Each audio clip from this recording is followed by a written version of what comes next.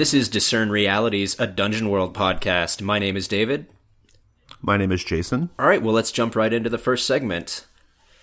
Our first segment is what happened here recently. Jason, I understand that you've got something you want to talk about here. I recently ran a series called The Croaking Fane. This was an adaptation of a Dungeon Crawl Classics module called The Croaking Fane. I do this often. I adapt OSR modules and OSR material to fit Dungeon World, and I had done this one before. It's a fun, relatively light-hearted adventure. The idea behind it is the players are exploring this temple to this evil frog god, or toad god, actually. This evil toad god, and there's like a heavy toad motif throughout the temple, right? Like it's a little absurd. But anyway, so it's a little absurd, and I put it on the calendar, our gaming calendar, as a sort of like, almost as a filler in January, because January was a shorter month because of the holidays, and so I was like, oh, let's just have a little jaunt, this little one-off dungeon, and then we'll kind of get into more meaty stuff next time. So what happened, though, was I was unable to run the last session. It was scheduled for 3 sessions, and the finale session, I had something come up, and I couldn't do it. Oh, no. And so, yeah, and that's super rare for me, right? I never miss set. Like, it's so rare. Maybe once a year do I do that, right? And so I'm not super sure how to handle it, because here's my predicament. I feel like I owe some sort of closure to the players in terms of this dungeon, right? like they didn't get a chance to do the finale, to like finish it up, and it was definitely leading in a certain direction. Yeah. So like, how far along were they? Were they like right about to like fight the toad or whatever? Toad god Shafi Grodaz or whatever. Right? They were there ready to do it. So here's the thing. The way the Gauntlet schedules games, I can't just say, oh, well, we'll just pick it up next week, right? I can't do that, because I have the adventures mapped out months in advance. Like, I know in February we're going to be doing A Red and Pleasant Land, and in March we're going to be doing this other thing. And so I can't, like, interrupt, like, the start of the next adventure to finish up the Toad Temple adventure, right? Because I've got different players signing up for different events, right? So it's not like I just can't like interrupt our calendar like that. Like, it's too disruptive. Right. That'd be really challenging with how many games we schedule. Yeah. It would be impossible. And so this is, in some ways, this is kind of a unique problem to the Gauntlet, right? But so I've been trying to think about, how do I give the players some closure on this? Because I feel like I owe it to them. I've had a couple of them have asked. One of the characters had continued into the next games, and it's like just kind of we're treating it like a, what happens in Vegas stays in Vegas kind of thing. Like, what happens in the Evil Toad Temple stays in the Evil Toad Temple. Like, we just don't know what the answer is, like what occurred, right? And so I'm trying to figure out ways of giving some sort of conclusion or closure to this fucking Toad Temple dungeon. And so I've got it down to 2 possible things, and I'll be curious to get your thoughts. Okay, on what do you got? I can just do epilogues, where basically I send out a document and ask the players to kind of like just epilogue. I'll kind of generally say what happened at the end, and then everyone else can just kind of epilogue like their characters' thoughts and feelings about what occurred, right? Okay, sure. I think that would work okay. It requires every player to sit down at the document and type their thoughts out, right? Which is not always the easiest thing to get players to do. So that's one way of doing it.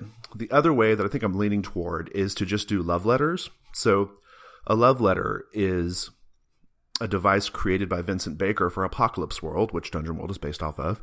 And the idea is it's essentially a custom move, like directed at an individual character, that helps to account for that character's absence in the fiction. So let's say you have a character who is there for sessions 1 through 3. They miss session 4 and 5, but they come back for session 6, right?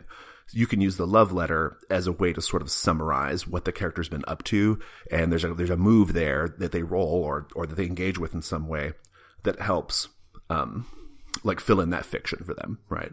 And it's super effective. It works really well. It's really effective device. The problem is I've never done it. I've never done a love letter where we're talking about the end of the adventure, right? The end of the adventure with all of the characters. Yeah. So, yeah.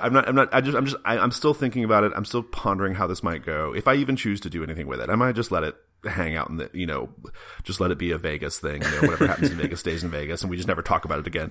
But I don't know. That doesn't feel satisfying. So I've got some different things. I'm bouncing around, but that's kind of where I'm at with it. So when you said epilogues, the way that you described it to me, it reminded me of, and maybe you considered this and already kicked it out, but it reminded me of like doing like a play-by-post, maybe to finish up the dungeon. Have you considered that? Oh, that seems like so much work, though. I mean, I'm into that. I guess I could I could see that. I could definitely see a case for that. It would be the most sparse sort of play-by-post. Like, it wouldn't be like super detailed or, proceduralized like some of the other play-by-posts that the Gauntlet does. It wouldn't be like that. Right. It would probably just be like the final fight in the play-by-post, and then you give them all their loot and send them on their way. Oh, yeah, that's smart. Yeah, I could see that's pretty good, actually. Yeah, that's pretty good. I could see that. Well, and a couple of the players are already doing Dungeon World play-by-post, so it'd be kind of a natural thing for them to fit into their schedule. Yeah, that might not be just kind of resolve. Not a terrible plan. It might take like a week, maybe 10 days to wrap it all up. No matter how long it takes, as long as it wraps up. Right. Yeah. I mean, that's my feeling on it. Like, I don't care if it takes a month. Like, I just want some conclusion. The problem is I have characters who have continued from that Toad adventure into newer adventures, and I can't have them die in the middle. Right? Sure. Yeah, that wouldn't make much sense. It won't work, right? Yeah. So that's what I'm kind of feeling like a custom move or a love letter that doesn't have death as an outcome is maybe the right way to go. But, yeah. I have some thoughts. Like, maybe the move would go something along the lines of, after the fight with the evil Toad God, like, what did you do? If you search for treasure, roll plus this. If you decided to go pursue this other thing, roll plus that, and then have those be the outcomes. Like, where basically they each get to make like a little choice about how they what they personally did in the Toad dungeon. But I don't know. I like your idea of the play-by-post. I may have to look at that too. Yeah, so I mean, I think that would be the most satisfying thing to do. It'd be the most work, but it'd be the most satisfying. Yeah, I mean, you could kind of save state on what their character is right now and use that stats for their adventuring with this Toad God thing, and then just let them continue on with their other thing. And if they happen to die, it'll be like a lost episodes thing where, that character died in that episode, but it was lost to time, so that's why they're still continuing on. We edited that out. Yeah, it's good. I don't know. If listeners have any ideas, I'd love to hear it. But that's kind of that's that's a pretty unique situation there. I gotta ask, like, what's a Toad motif? Oh, so like I run dungeons. I love dungeons that are like really tropey, and one of the tropiest tropey things you can do is to have like a very heavy motif in the dungeon, right? So in this case, the motif was like toads, and so there were frescoes painted on the walls of toads engaged in various activities. All the monsters were toad themed. Instead of gargoyles, there were toad goyles. There were right. See where I'm going with this? All the little statues and all the treasure. Like, they found like a ruby that was cut shaped like a toad, and they found like it's all just like toad. Everything's got toad themed. Oh, they didn't just find like hordes of flies that were like toad food. No, it was it was all just like toad stuff. Like, if there was a thing, it had like a toad. It had a toad motif. It had a toad like layer to it. So yeah, that's pretty good. Okay, well, it's so cheesy, but I kind of love it. When I was going for like a more comedic, cheesy dungeon, to be honest. I don't always run dungeons that way, but I that's when I run this adventure, that's what I'm aiming for. That's awesome. So. Yeah, I'm definitely gonna have a Toad dungeon in my campaign for some players. Okay, great. Well, let's move on to the next segment. Our next segment is What Should I Be on the Lookout For? Jason, what should we be on the lookout for this week? Okay, so this week I'm looking at Marshall Miller's Dungeon Starters. So Marshall Miller is he is Fine Mess Games. Fine Mess Games, their biggest game is probably The Warren. That's a game. It's a Powered by the Apocalypse game about rabbits, and kind of in the spirit of Watership Down. But he's also really big into Dungeon World, and he's made some Dungeon World material, and he has this. He's sort of pioneered this concept, I believe. If I'm wrong, someone correct me. But he's pioneered this concept of the dungeon starter, and it's a concept that I love. I sort of do it instinctively anyway, but I think there are a lot of lessons to be learned from this dungeon starter idea. In addition to just like his actual dungeon starters that he's made available for free being really great resources. So Marshall Miller, one of the things he always says if you talk to him is that you should focus on having a really good first session, Like, don't think much about the sessions beyond the first session. Just focus on having a really good first one. And I think that's good advice for all role-playing games. But in Dungeon World, it's a little trickier because you still have to have some sort of like we said earlier, like some sort of motif, some sort of theme. There's still going to be something kind of like pulling it all together, Like it can't just, it's not quite as satisfying if it's just a bunch of like aimless wandering and random ideas like you would normally have in a first session of an Apocalypse World-based game, right? The Dungeon Starter is awesome because it gives you the tools you need to have a really awesome, thematically interesting first session that gives you the tools you need in between sessions to go and build out, the dungeon and the threats and stuff and the fronts in further sessions. So what they consist of is they're all like 2 pages, and they consist of, they all have certain elements that they share in common. He lists out things like goals and agendas, like that's, sort of normal Dungeon World sort of stuff. But importantly, he has each of the dungeon starters has these list of questions, okay? And these are very like loaded leading questions that you ask to the players, and you use the answers to these questions to sort of hang the rest of the adventure on, right? Or at least to inform certain aspects of the adventure. So I'm looking at one of his dungeon starters called the Goblin Hole. And the questions are, here's some examples. Whose idea was it to come here? How long will the ponies be okay without you? Like that one. This far from civilization, what was the last thing you saw as you entered the cavern? You weren't sure before, but what is the smell that keeps getting stronger as the cavern's entrance disappears from view? What have you sworn to do here? What scares you the most as the darkness looms closer? So these are the sorts of questions you can ask players as they are entering as you start the adventure, to kind of get their creative juices flowing, to get your creative juices flowing, and to let the players like kind of signal to you like what sorts of things they want to see, right? What kind of action they want to have. And like, I always ask questions like this, but I like having them kind of laid out like specifically tailored to this little starter, right? Yeah. It's really helpful. The starters include impressions. So he's got just like a list of like 20 or so, like just environmental impressions. Here's a couple of examples. A talking bird skull on a string. 2 hollow-eyed children in a cage. A weeping willow whose tendrils extend to the depths below. A narrow ledge along a roughly carved canal. That sort of thing, right? It's just a list of little environmental impressions that you as the GM can slip in, just to kind of deepen and enrich the experience for the players. It has custom moves for the dungeon. So you have like a few pre-made custom moves. Like this one has, when you are in the midst of a chattering of starlings, all torches are extinguished as the starlings flood the area in their hasty flight towards the surface. Take -1 forward until the chattering passes, right? So that's a nice little thing. He's got a few magic items or a few like just objects that are kind of statted out. And then finally it has like some monsters. And a lot of these monsters are just monsters straight from the Dungeon World book, but he's kind of made a thematic selection of monsters that makes sense for this dungeon starter, right? So goblin monsters, a feral dog, a cave rat, that sort of thing. Yeah. I love it. They're simple. They're effective. I've never used any of his like to directly inspire an adventure, but one thing I have done, and I recommend that players I think players and GMs can learn a lot from, is I have used his format for basically setting up my adventures, right?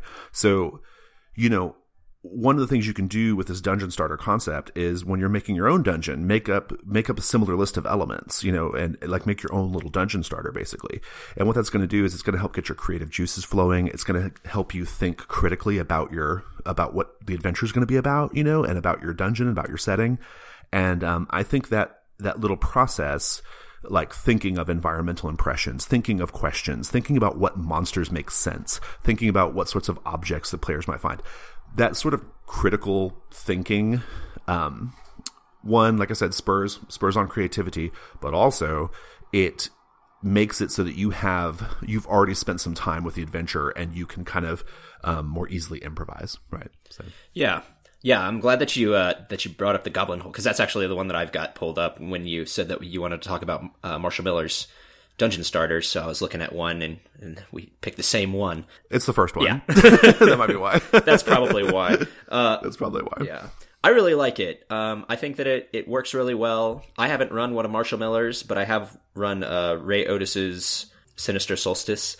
I'm pretty sure Ray followed Marshall Miller's. Yeah, it's process very there. similar formatting, and it's incredibly easy to use, and it doesn't take a ton of prep. So if you're one of those GMs like myself who just kind of has a hard time like bringing it the first time, it's really, really great to have something like this so that you know what's going on. You've got your monsters all right there in a row. You're not having to think on your feet as much. You've got it right in front of you. Yeah, and like I said, I don't do like a formal like I'm going to create a dungeon starter for this adventure, but I come up with a similar lists of elements like when I'm planning a thing out. So I have like lists of okay, here are the monsters that I think make sense for this environment. Here are some questions I want to ask. Here are a handful of magic items I can sprinkle in as needed. Like I come up with those things beforehand. Maybe one or two custom moves just to kind of to give the dungeon a little bit of character. I think.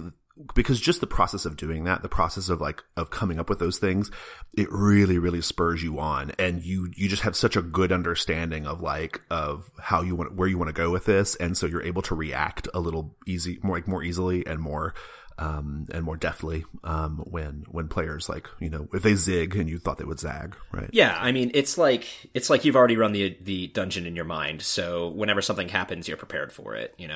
Absolutely. You can get to it faster. You don't have to sit there and go, let me think about it, or let me go grab some coffee, or let me go to the bathroom. Right, yeah. Right, yeah. Which I'll do that too. There's nothing wrong with that. A well-timed break is very valuable, but I like how he's got all these rabbit things in here. I think that Marshall Miller's just got a thing for rabbits. That's why he wrote the Warren. I think he probably does. Yeah. I mean, I don't think you spend years making a role-playing game about rabbits and not have a thing for rabbits. So. Yeah, that's probably true. But I did love the Warren, so thank you, Marshall Miller, for making these free for us. And if you Google search these, or I'm sure we'll put a link up. We'll put a link up. Yeah. It's got a great little section where it explains how to use them, and then it has several that are free. And yeah, try them out, write your own. They're great. Let's move on to the next segment.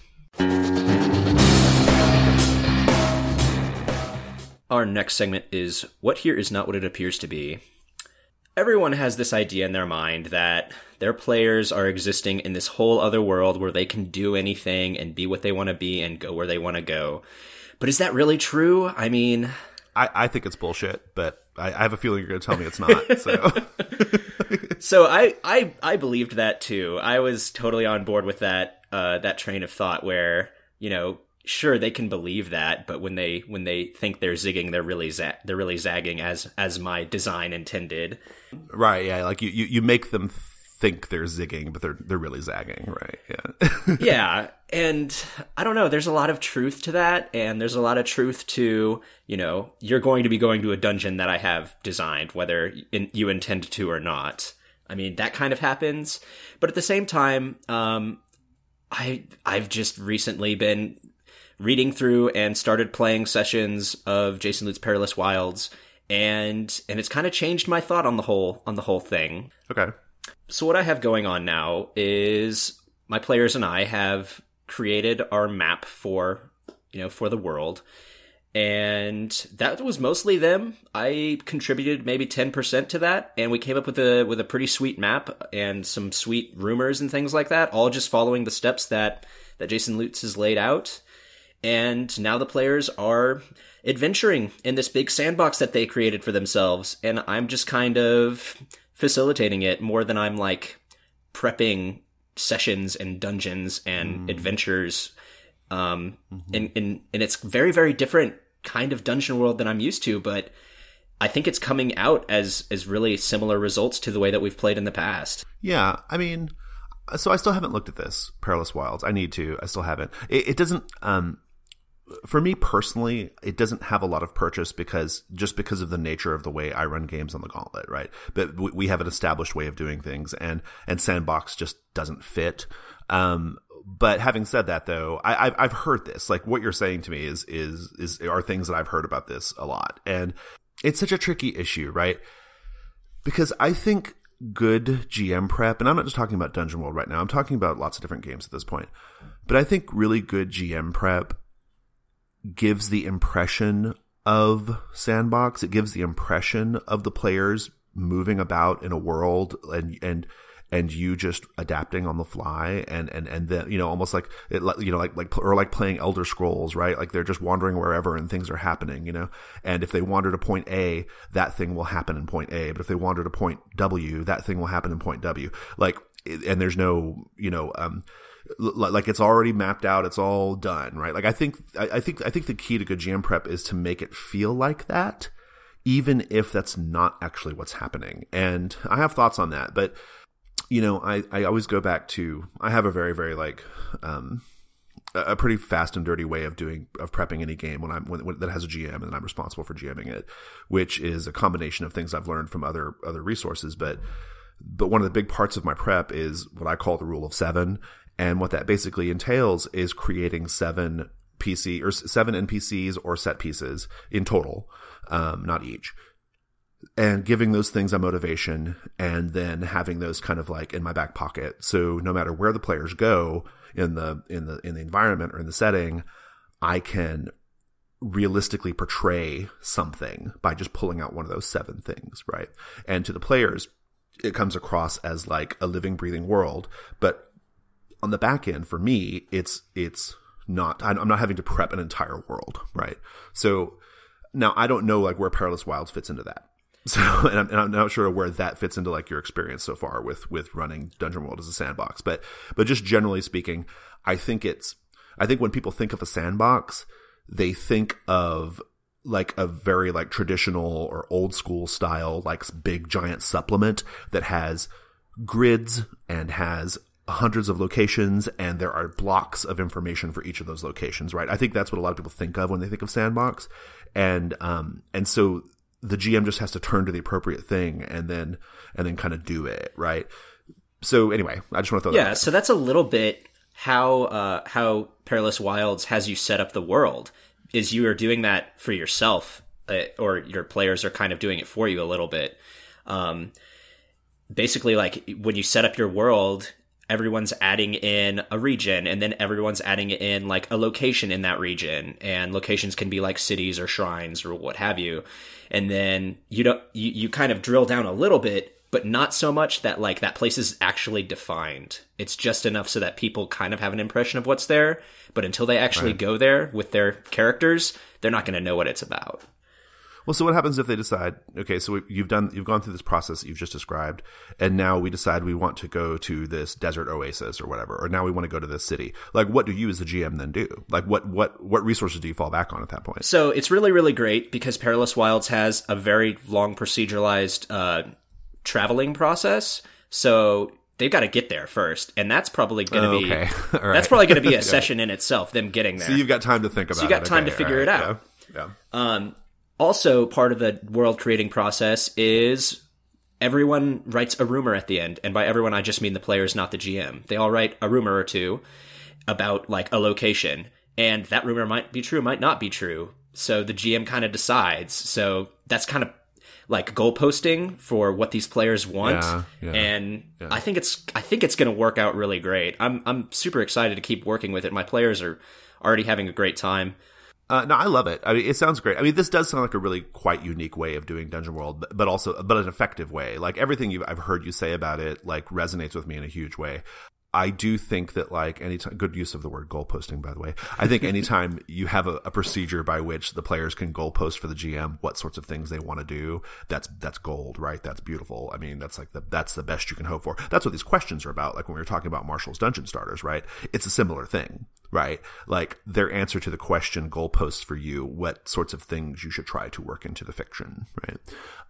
Whenever I say like, oh, sandbox is impossible, or a sandbox is not really there's no such thing as a sandbox. I think what I mean more is like this idea of me as the GM, I have to have a gigantic fucking binder full of possibilities, right?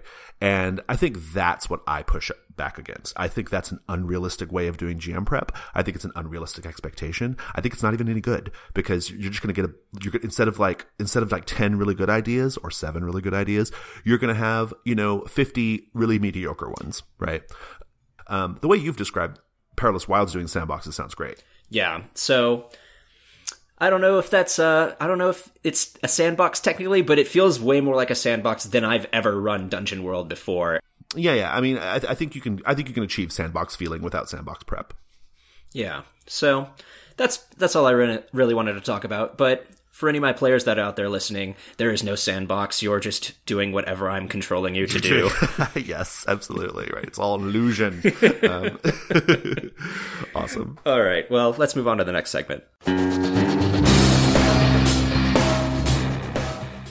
Our next segment is What Here is Useful or Valuable to Me. Jason, what do you got for us this week? So this week I have another untested custom move. The best kind of custom moves. I know, yeah.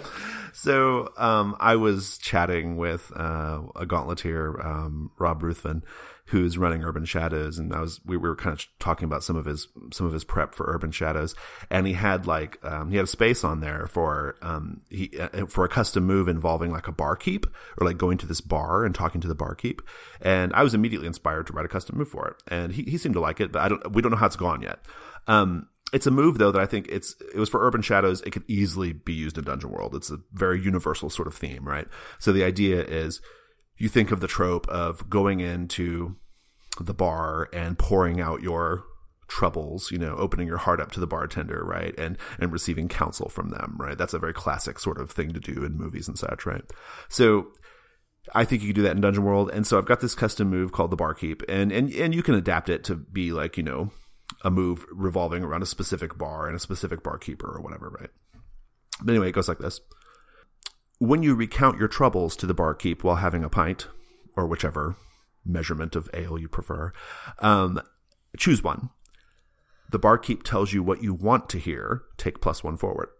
The barkeep tells you what you need to hear, take a +1 forward when you act on the answer. Okay.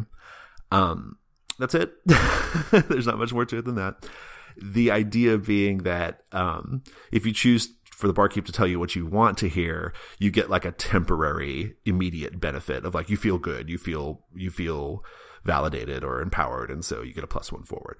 But if he tells you what you need to hear, like he really gives you some hard truth, then you don't get the +1 forward until you act on that, right, later on. So But figuring out what it means is the fun of the move, right? Like figuring out what it means for the barkeep to tell you what you want to hear versus what you need to hear. That's the pleasure of the move, I think. And no matter what, it's just a single +1 forward. It's kind of just a throwaway custom move. It's just a chance to have a little fun scene at the bar with the player, monologuing or dialoguing with the barkeep. Yeah. That's all part of the fleshing out the world that we've been talking about. That's all. That's all it is. Yeah, it's just a trifle. That's good. I like that. That brings some more life and another reason to go to taverns in Dungeon World. Yeah. All right. Apart from just carousing. Right. Exactly. It's not always happy sunshine when you're at the bar in Dungeon World. Yeah. All right. Well, let's move on to the next segment. Our next segment is What is About to Happen? All right, so we're resuming our adventure with Ramshackle Crow, our comic strip AP here on Discern Realities podcast. When we last saw Ramshackle, he had made an alliance with another thief named Urbina Castafiel. Ramshackle is there to acquire this heart gem, and Urbina is there to acquire this mirrored egg. And Urbina had just revealed that there's a giant serpent in the temple that lays these eggs. So she's looking for one of them. And we have two corridors, one going towards the north and one going towards the east. And I don't know if you decided on which one you're going to do. Did you decide? There's also the room, like the door, like in the room that you're in, that you still have not searched. So. Right. Yeah. So I was going down the east corridor just to see what was down that way. Okay. So let's just start there with the fiction. Like, describe your approach. All right. So I'm moving down the hall. Is it a broad hall? Is it a narrow hall? Is it a dark hall? Is there a light? At a glance, there are a couple of torches, like sconces on the wall of torches, so it's lit. So you can see fairly well. The hall is probably not wide enough for two people to walk abreast, or it would be wide enough, but it's not like if you got into a fight or something, you wouldn't be able to pull out your weapons two abreast. You'd have to be you have to be in single file. But it is taller than you might have thought. It's probably like a good maybe 15 feet tall, like the walls, and then up to the ceiling. It's a very straight passageway. There's no twisting or turning. And the thing that sticks out to you is placed about 2/3 up along the wall on both the left and right side are circular metal grates on hinges that open outwards. Okay, and they're spaced. They look like they're spaced, like maybe every 10 or 20 feet along the walls on both sides. Okay, and how big did you say they were? These circular metal grates are probably about like maybe 4 feet in diameter. Noticing them, I kind of turned to Rubina, and you don't suppose those are for giant serpents to get here and there, do you? She's like, well, it's certainly not for ventilation purposes, considering how disgustingly fetid the air is down here.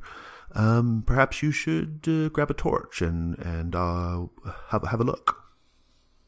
We'll leave the hatches to their own hatching kind of ways. Let's just move down this passageway as quietly as we can. She says, after you. So I'm just proceeding down. Every time I get near one of the grates, I duck very comically low and sidle underneath of it. Well, they're up fairly high anyway, so you'd have to just hunker down a little bit, but yeah. It doesn't matter. I'm getting as low to the ground as I can, avoiding them. Nice. Okay, good. Yeah. Ramshackle has a thing about snakes, and especially about giant snakes. So he's not in love with that. Urbina's probably just watching me and walking very calmly down the middle of the passageway, but Ramshackle doesn't care. So we're proceeding down this hallway. I'm keeping an eye out for traps, just in case, but mostly I'm keeping an eye out for... In what way? What are you doing, to keep an eye out? Are you doing anything specific, or? Well, I mean, aside from eyes on the grates, I've got one eye on the grates and one eye on the ground, and it's just a constant head motion. And whenever I'm getting close to the ground on these little ducking excursions underneath the grates, I'm keeping an eye out for tripwires or pressure plates or things that seem to be sticking up off the ground. Sounds good. Go ahead and do Trap Expert. I got a 10. So you're proceeding along. You can go and ask the questions as you wish. Yeah. So, is there a trap here? If so, what triggers it? There is so the hallway is about maybe 200 paces, not quite that long, maybe about 150 paces or so, in length. And about halfway down the hall, you do in fact see the telltale signs of a pressure plate. How do you know there's a pressure plate there? I think it's just, whenever I'm ducking low to the ground, I can see that it's slightly raised over the rest of the very, very smooth cobbled. What does the trap do when activated? You see the pressure plate, and you're looking around, and you'll notice that in the ceiling above you, there are two narrow slots, I guess, that run the length of the width of the hall on the ceiling, and they're spaced such that it's pretty obvious what happens is if you press the pressure plate, a pair of walls will drop down and seal you off from front and back. Oh, okay. And then bad things probably happen once those walls drop. Yeah. Right? All right. And third question: what else is hidden here? That's a good question. So you're looking around, and you mentioned that you were keeping an eye on both the grates and the floor, right? Yeah. You will see very briefly what appears to be the serpent moving behind the grates. So the grates have they appear to have some sort of little, almost like a little shaft within the wall, right? And because in the glint of your torch light, you see what appears to be silvery scales, sliding by very briefly, as if the serpent were just now sliding by you. Okay, I nearly dropped my torch, and I slide down the wall, so I'm kind of sitting and break out in a cold sweat. Oh, I think I saw it. She's like, Urbina says, I saw it too, and that would appear to be the serpent. You were correct. Good job, Ramshackle. I suppose we should hurry. Yeah, let's do that. There's a pressure plate up here. Watch out. I pull out a small pouch of a fluorescent powder, and I actually make a little circle around the pressure plate. I generally do this in areas where I think I'm gonna have to maybe make a hasty exit, and I don't want to accidentally step on it if I'm having to run back this way. So let's watch out for that, and let's keep going. Indeed. Urbina steps around the pressure plate. She's also feeling a little more nervous now, I think. You can kind of see that her eyes are darting around a little more nervously than before, having confirmation that, in fact, there is a serpent crawling around in the walls of this dungeon area, this lowered area beneath the temple. And but she proceeds forward right behind you, and I think that's where we leave it. Ugh, giant snakes. So that just leaves our final question. Who's really in control here? Okay, so that would be the Gauntlet Gaming Community, which can be found on Google Plus in the community section. Just go to that section of Google Plus and search for the Gauntlet, and you will find us. We also run a ton of games on Gauntlet Hangouts. The link to Gauntlet Hangouts can be found in our community information page. In addition, we are on Twitter at Gauntlet RPG. And a big favor we'll ask of the listeners is if you enjoy the show, please go to iTunes and give us a 5-star review. The 5-star reviews are not just they help people find us on iTunes, but also on other podcast apps, because those apps depend on iTunes data. All right, awesome. Well, thank you, Jason. Thank you. Thanks, listeners. That's our show.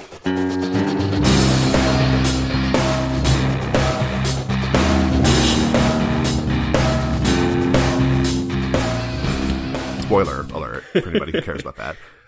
The special ritual room, you walk into it, okay? Your characters walk into the special ritual room, and there are frescoes painted on the walls of humans and giant toads having sex, okay? And so gross.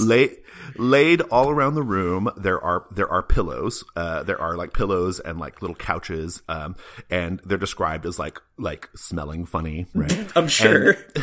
Yeah. And like in the central feature of the room is a man and a woman toad engaged in sexual congress, and the statue is described as having white flecks all over it. So like, yeah, see where I'm going with this? And this is straight from the adventure. You guys. This is not my dirty mind. And if you reach for a protrusion on the statue, and pull this protrusion, the rear of the statue opens up, revealing a little bottle of liquid, which is basically like toad roofie. Okay? Like you. I mean, that's what this adventure is about. Okay, it's that kind of adventure, right? So, honestly, if we don't finish it, if we don't have any kind of conclusion, it's not the end of the world. But it's why it's not like a super pressing matter. But like, it's still something, I still kind of. I want. Yeah, your what happens in Vegas stays in Vegas now makes a lot more sense. Exactly right. It was that sort of adventure.